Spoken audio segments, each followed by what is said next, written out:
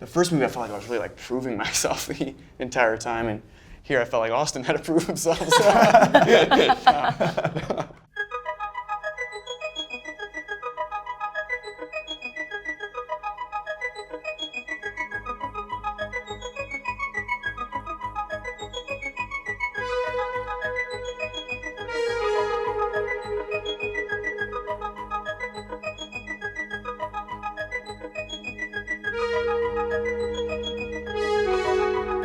I can't believe that Denis, he has like an indie sensibility. There'll be a nice sunset and he's got a camera, just go into it. So I can't believe it's a movie of this size with source material that's so rich, like Lord of the Rings level dense, and that he's tackling it with an indie mentality. So that I can't believe that we've been a part of. I didn't get to experience Dune, you know? Like I think when I got to see the first movie, I got to see it kind of like a fan who had never seen anything before, because I was only there for like a week.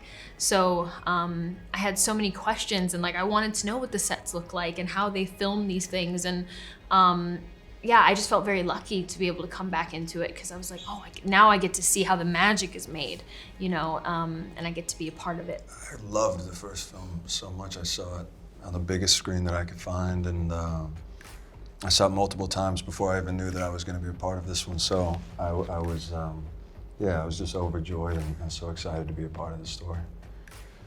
Ditto. Yeah, I felt like I hadn't seen an epic like that in a long while, and the world felt the same.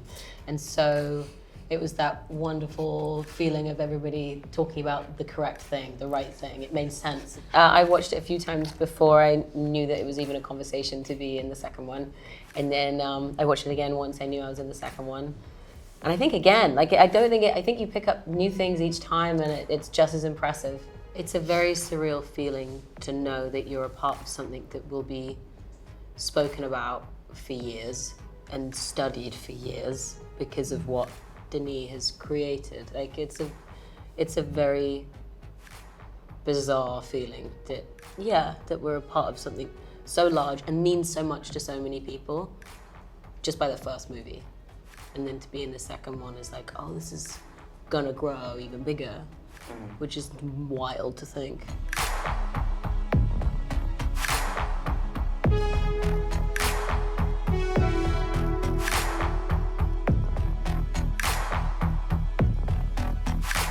When things are so big, I think there's a massive pressure, right? Obviously, because you want to do well and you want to do justice to the source material, to the fans. I mean, there's very clearly a lot of pressure, you know, and also you want to do well for Denis, because you can see how passionate he is about it and how much he loves it, and like it feels like a childhood dream a little bit. And I think that passion makes all of us want to do a better job too. And you feel so safe also on his sets. You know, he creates a place where everybody wants to do their best and wants to work hard, because you feel like you're a part of something massive, and then also makes you feel very, very small too, in a good way, because you're like, oh, I get to be a part of this special thing with all these other people, and we're all working to make something real. Yeah, together. I came in with a lot of respect, you know, a lot of respect for everybody involved, for every actor involved, Denis, Greg Fraser, every head of department. Like the group was just the top of the game. So I always get nervous beforehand. So there's a lot of respect and that sort of. But very quickly it didn't feel intimidating. It just was very fun. Very quickly it stopped being intimidating. Dang. No, because my first week was the Gladiator week. So it was 110 degrees and it was so hot. It just You were in a breaks you frying down. pan. You're melting, right? Yeah, and you got the bald cap on. It was between two sound stages that were just these gray boxes of 200-foot walls and It's sand, hot there. and it was 110, so it became like a microwave. I remember I was more worried Denis about describing it That was as, wild. he was like, yeah, Austin's good, he's been fighting in a frying pan, and I was like, ha! He was Yeah. like, no, seriously. Now there's people passing out from heat stroke, and that was the first week. So it kind of, Welcome. yeah, it bonds the entire crew. You know, I think it kind of, At your there's expense. something so humbling about being in that uncomfortable an environment. Jesus. May thy knife chip and shatter. May thy knife chip and shatter.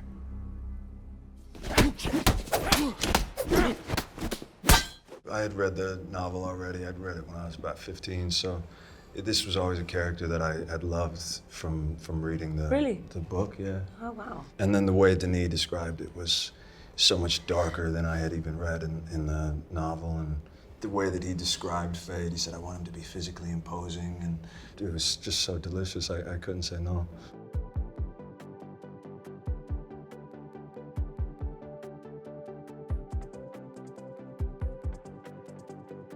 I think we shared the same Kali instructor in LA, but doing different sort of sessions. And then as soon as we got to Budapest, our day one, like scripted fighting. Fight. Yeah, rehearsed fighting. The gravitas of everyone that was there, and to shoot the fight practically, and also with Austin, who was so respectful between takes, but then within a take was totally like letting loose and kicking ass. It was great. The first movie, I felt like I was really like proving myself the entire time, and here I felt like Austin had to prove himself. Also, to do it in front of other people as well. Like, it's one thing doing a stunt scene with another stuntie in front of stunties, but like, you did it in a room full of people for days. Yeah. That were expecting to be entertained. It was like the gladiators. Yeah. It was like, we're like, and perform. And I like the switch. Like, you guys, again, they would kick each other's ass. And then after, be like, hey, bro, you okay? You okay? You know, you check in on each other. And that. Christopher Walken was pretty scared for you guys as well. Was he? Yeah? Yeah, he was like, do they have to be fighting so close? I was like, I think so. You said that, really? Yeah, he was getting really worried. Some new Fremen prophet. It's not the first time we've had frictions with the Fremen. None of this magnitude. So, my dear daughter, how would you deal with this prophet?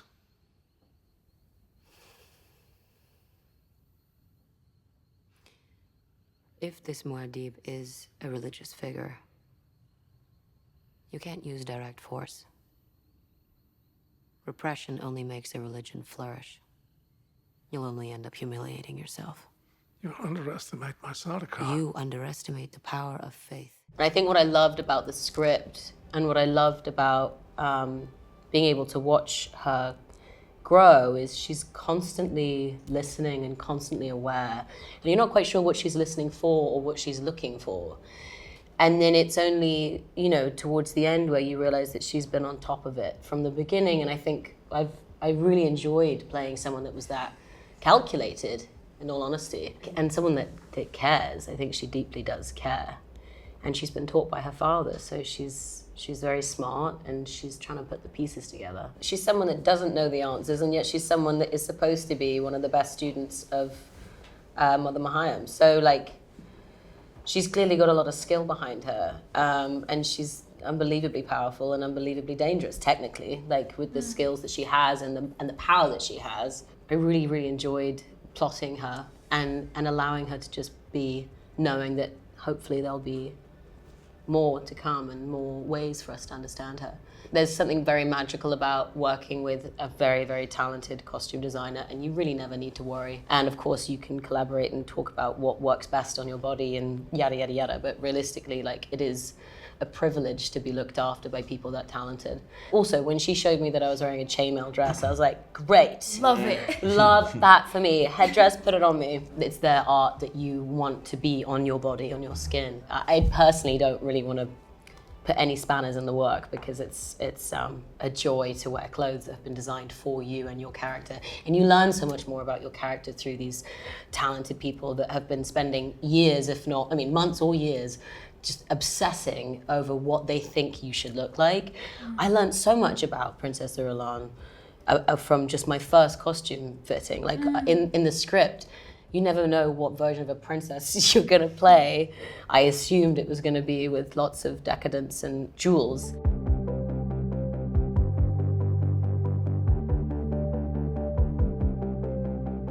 The sets are so huge and magnificent that when you're in your trailer and you're wearing your outfit, you feel a bit silly, but when you go on them, it all makes sense. And that final scene in the Emperor's tent, one of the set designers was saying that they based it on a Rolex watch, on the way that the links went like this.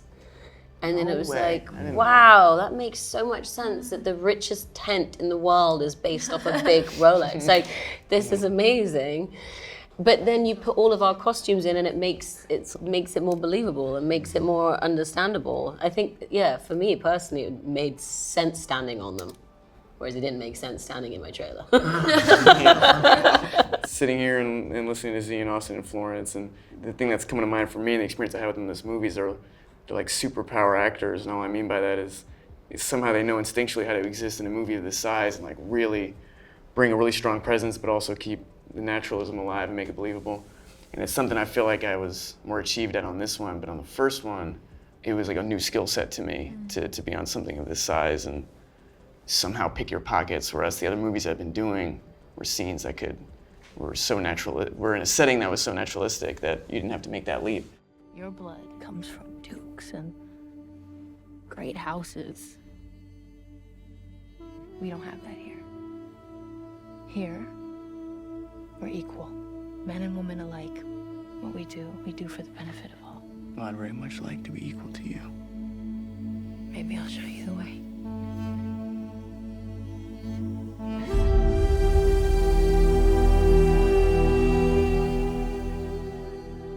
I remember having early conversation with Denny, and he'd be like, and somewhere in this movie I have to make a love story happen, right? So it's like, how do we build, and now with this kind of, this new found attitude with Chani of resistance towards this love, right? What happens now? How do we build something, and how do we make it honest and real? And so we had to earn it, like every scene and every moment. I remember he's like, I'm gonna ask you guys in every scene, I'm gonna have you guys do glances. And he's like, I'm not gonna use all of them, but I just want the option. Because you can do so much with just being able to share a glance between two people, And so I remember every scene, it was like, we're gonna do a glance pass. Yeah. Just look at him through the crowd or watch him, And even simple moments like that are us earning their love story.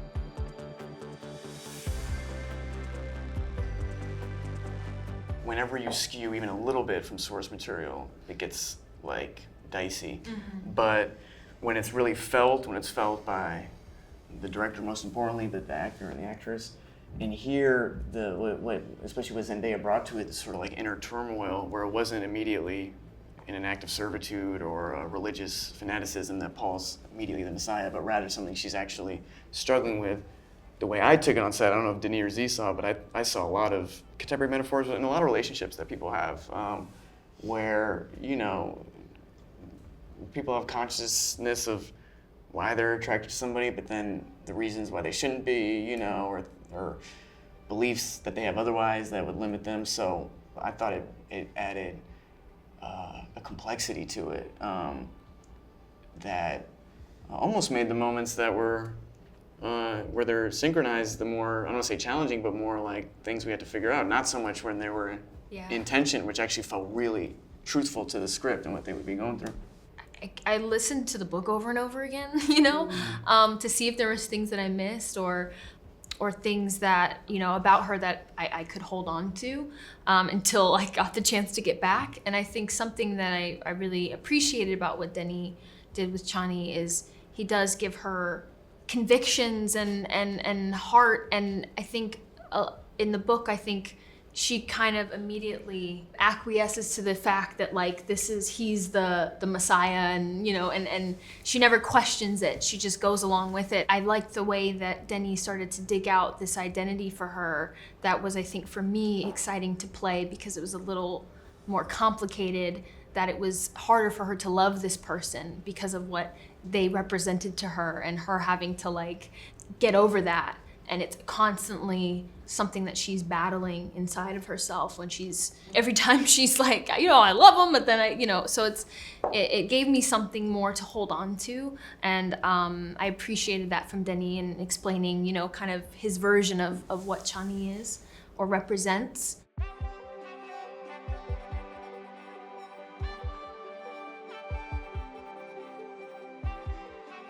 To try to I think we talked about this when we were doing the first film, but to try to shrink it down to something that maybe I could understand. I'm not a duke or anything, but I think there is a lot of just the idea of wanting to live up to your parents or the pressures that are set for you or or a legacy that's already there, or and in many ways I think for this film it's like there is a legacy of this film and wanting to live up to that, you know, in many ways as human beings, just wanting to like live up to expectations that are, you know, maybe projected upon you, you know, and I think Paul has really no choice. I think all the characters, I feel like it seems, don't really have a choice. I think the plans within plans have already been made for them, you know? I think it's just that feeling of wanting to try to live up to something and maybe not always knowing what that even is.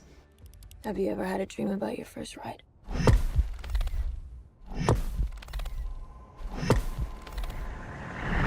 Don't try to impress anyone. You're brave, we all know that. Be simple. Be direct.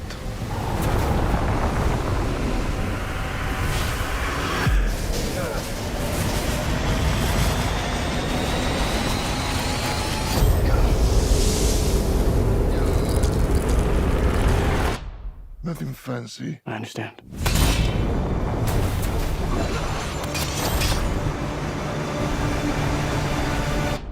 Nothing fancy.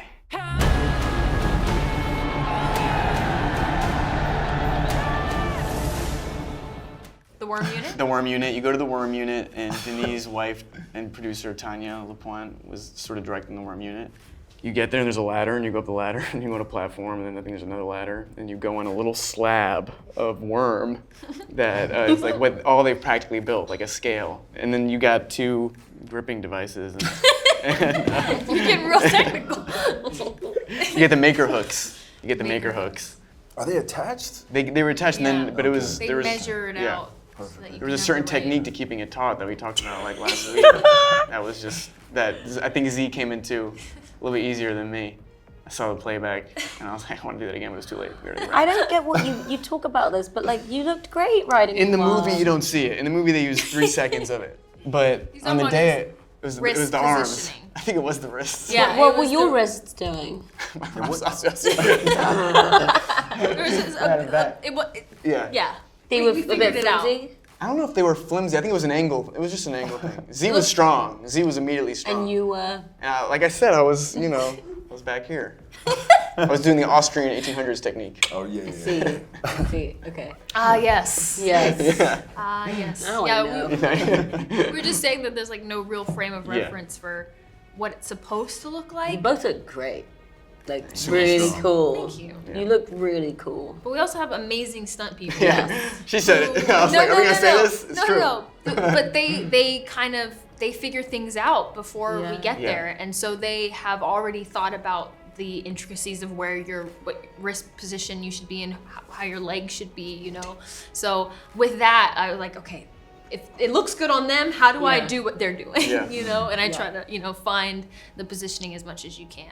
And then there was an industrial fan Yeah. in your face. You know, blowing sand. And Did smoke. they put dust and stuff? Yeah, Yeah, dust and sand. sand. Did it And, get in your eyes a lot? oh, it We was. have I couldn't believe I had to go. My eyes. Yes, we did one take.